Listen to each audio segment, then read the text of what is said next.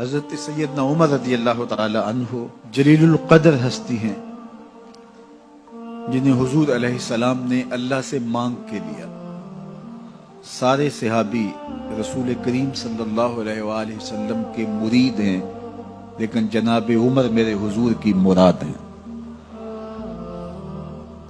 39 لوگ جب اسلام لا چکے، 39ویں شخص حضرت امیر حمزہ رضی اللہ تعالی عنہ تھے، اور ان کا ایمان لانا مسلمانوں کے لیے بہت بڑی ڈھارس اور بہت بڑے حوصلے کا سبب و ذریعہ بنا۔ تو میرے حضور نے ہاتھ اٹھا لیے، کہا اے اللہ، ایک شیر دیا ہے امیر حمزہ، ایک شیر اور عطا کر دے، اب تیری مرضی، عمر بن خطاب دے دے یا عمر بن حشام دے دے۔ حضور دعائیں مانگ رہے اور یہ ہاتھ میں تلوار لیے غیظ و غضب سے بھرے ہوئے گھر سے نکلتے ہیں کہ بانی اسلام کا چراغ بجھا دینا ہے۔ راستے میں ایک صاحب ملے اور کہا کہ عمر، تیور کوئی اچھے نہیں لگتے، خیر تو ہے، کدھر جا رہے ہو؟ کہا چراغ اسلام بجھانے جا رہا ہوں، یہ روز کا مسئلہ ختم ہونے لگا ہے میرے ہاتھوں۔ مسکرا کے بولے گھر کی خبر تو لو۔ کہا میرے گھر کو کیا ہوا؟ کہا تمہاری بہن فاطمہ بھی نوکر بن گئی ہے رسول اللہ صلی اللہ علیہ وسلم۔ غصے سے بھرے ہوئے اپنی بہن کے گھر کا رخ کرتے ہیں، اندر سے قرآن پڑھنے کی آواز آ رہی، غصہ اور بڑھ جاتا ہے، دروازے کو زور زور سے کھٹکھٹاتے ہیں۔ اہل خانہ سمجھ گئے ماجرا کیا ہے، گرجدار آواز ہے جناب عمر کی، دروازہ کھولو۔ جلدی سے معلم کو چھپا دیا اور بہن آگے بڑھ کے دروازہ کھولا۔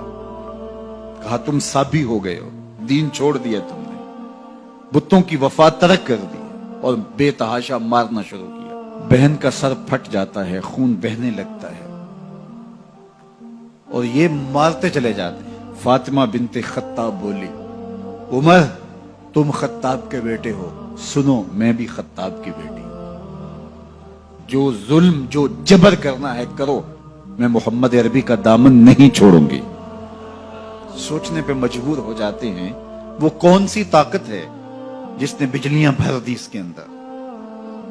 کہا جو تم پڑھ رہے تھے مجھے بھی سنا سکتے ہو؟ کہا تمہیں غسل کرنا ہوگا۔ عمر اپنے بدن کو دھو رہے ہیں، میرا رب دل دھو رہا ہے۔ اتنے میں معلم بھی قرآن لے کر آ جاتے ہیں اور قرآن کی تلاوت ہونے لگتی ہے۔ طٰہٰ ما انزلنا علیک القرآن لتشقیٰ، 14ویں رات کے محبوب چاند، ہم نے قرآن اس لیے نازل تو نہیں کیا تھا کہ تم مشقت میں پڑ جاؤ۔ بے تاب ہو گئے، کہا عمر کی عمر برباد ہو گئی، مجھے لے چلو حضور کی چوکھٹ پہ۔ تلوار حمائل کی ہے، بہنوئی ساتھ ہیں، اور حضور کی بارگاہ میں حاضر ہو رہے ہیں۔ دروازے کے سوراخوں سے دیکھا تو صحابہ تشویش کا اظہار کرنے لگے کہ عمر آ رہا ہے، تلوار حمائل کی ہے، ارادے اچھے نہیں لگتے۔ جناب امیر حمزہ نے کہا دروازہ کھول دو، اچھی نیت سے آیا تو استقبال کریں گے، نیت اچھی نہیں ہے تو اس کی تلوار سے اس کی گردن کاٹ دیں گے۔ حضور کے سامنے جا کے بیٹھ گئے، گلے میں کپڑا ڈالا تھا، حضور نے پکڑ کے کہا عمر ابھی وقت نہیں آیا کہ تم اسلام لے آؤ؟ یہی وقت تھا عمر کے اسلام لانے کا، لبوں پہ کلمہ جاری ہو گیا۔ اللہ اکبر کی صدا اس زور سے گونجی کہ مکے کی گلیاں گونجنے لگی۔ اسلام لانے کے بعد حضور سے پوچھتے ہیں حضور کیا ہم حق پر نہیں ہیں؟ فرمایا ہم حق پر ہیں۔ اللہ کا دین سچا نہیں ہے؟ کہا اللہ کا دین سچا ہے۔ آپ اللہ کے سچے نبی نہیں ہیں؟ فرمایا میں اللہ کا سچا نبی ہوں۔ تو کہا پھر ہم چھپ کے عبادت کیوں کریں؟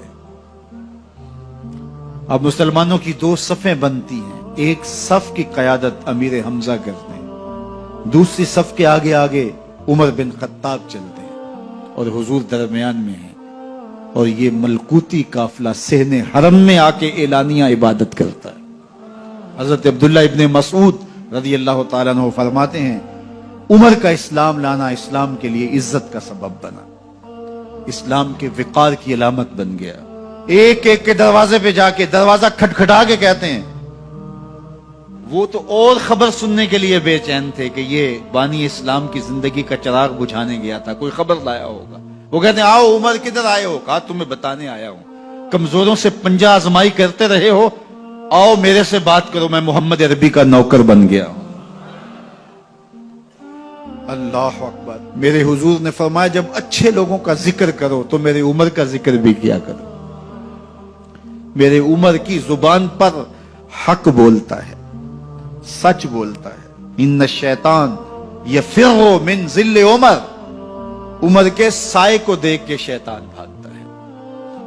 اللہ اکبر۔ اسلام لائے تو زندگی کی ایک ایک سانس اسلام کے لیے وقف کر دی، حضور کا پہرا دیا، حضور کی ناموس کا پہرا دیا، حضور کی شریعت کا پہرا دیا۔ اسلامی فتوحات پھیلی تو پھیلتی ہی چلی گئیں، کبھی مصر فتح ہو رہا ہے، کبھی ایران فتح ہو رہا ہے، آرمینیا تک مسلمانوں کی افواج پہنچتی ہیں۔ 22 لاکھ مربع میل پر حضرت عمر رضی اللہ تعالیٰ عنہ کی سلطنت پھیل جاتی ہے۔ عدل و انصاف کا دورہ ہوتا ہے۔ زمانے نے دیکھا کہ غیر مسلم بھی عدالت میں کھڑا ہے تو اسے خوف نہیں ہوتا تھا کہ میرے سے ناانصافی ہوگی، اس لیے کہ